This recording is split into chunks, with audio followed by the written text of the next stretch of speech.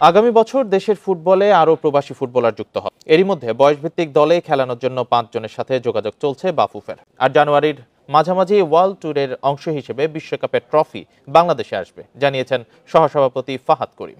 প্রবাসী ফুটবলারদের দিকে বাফুফের নজর কম, এমন অভিযোগ হরহামেশাই শোনা যায়। যদিও চলতি বছর জাতীয় দলের পাশাপাশি বয়সভিত্তিক দলে অনেককেই সুযোগ দেওয়া হয়েছে। এখানে অবশ্য থেমে থাকতে চায় না বাফুফে। আগামী বছর বয়সভিত্তিক দলের জন্য আরও 5 জন প্রবাসী ফুটবলারকে আনতে কাজ করছে। ফুলহ্যামের বয়সভিত্তিক দলে খেলা ফারহান আলীর সাথেও যোগাযোগ হয়েছে। ওনার ফ্যামিলি এই মুহূর্তে বাংলাদেশ কনসিডার করছেন না, but he is also very young, দেখতে হবে। সো উনি তো is very young, very talented. So I think আর কিছুদিন পরে হয়তো তারা সিদ্ধান্ত নেবে whether they would.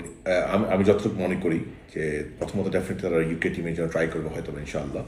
So it will depend on their call. Hamza Soumitra আসার পর বাংলাদেশ বিশ্বকাপে খেলার স্বপ্ন দেখা শুরু করেছে। হয়তো একদিন লক্ষ্যে পৌঁছাবে।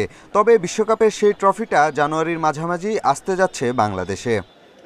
মিড জানুয়ারিতে আসার কথা আপাতত। এটার পুরো প্ল্যানটা আসলে কোকাকোলাই করে, এবং কোকাকোলা যে প্ল্যানটা করে সেটা আমাদের সাথে শেয়ার করে এবং ফিফার সাথে শেয়ার করে। একটা টেন্টেটিভ আমাদের ধারণা দেওয়া হয়েছে যে একদিনের জন্য আসবে। প্রতিবারের মতো এবারও ফিফা থেকে বিশ্বকাপের টিকিট পাবে বাফুফে। এবার ম্যাচ বেশি থাকায় সংখ্যাটাও বেশি হবে মনে করেন সহসভাপতি ফাহাদ করিম। কয়জনকে দেওয়া হবে, কি ক্যাটাগরি করা হবে, এগুলি কিন্তু এখনো কোনো কিছুই কোনো ডিসকাশনও হয়নি, কোনো সিদ্ধান্ত হয়নি।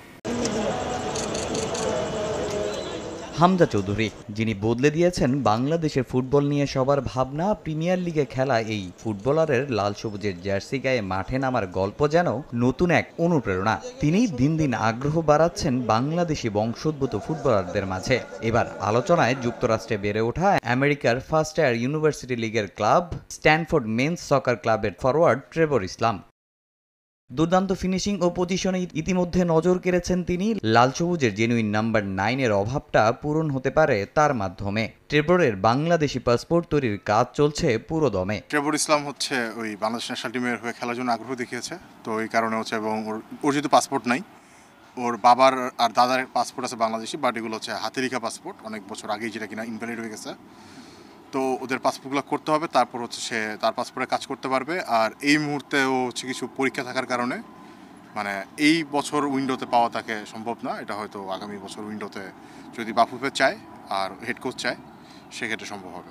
আরেক প্রবাসী ফরওয়ার্ড জায়ান হাকিমের বিষয়েও চলছে আনুষ্ঠানিক প্রক্রিয়া। তবে রয়েছে কিছু জটিলতা। সব বাধা পেরিয়ে শিগগিরই তাকে দেখা যেতে পারে জাতীয় দলের জার্সিতে। জায়ান হাকিম নিয়েও কাজ করতেছিলাম বা এখনও করতেছি। তো কিছু কিছু বিষয় থাকে যেগুলো কিনা আসলে বলাটা সমীচীন না আমাদের পক্ষে, কারণ আমি মনে করি যেগুলো বললে প্লেয়ারদের প্রাইভেসি ব্রিচ হয়।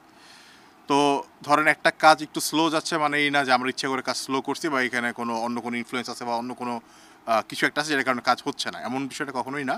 ওর বাবা বা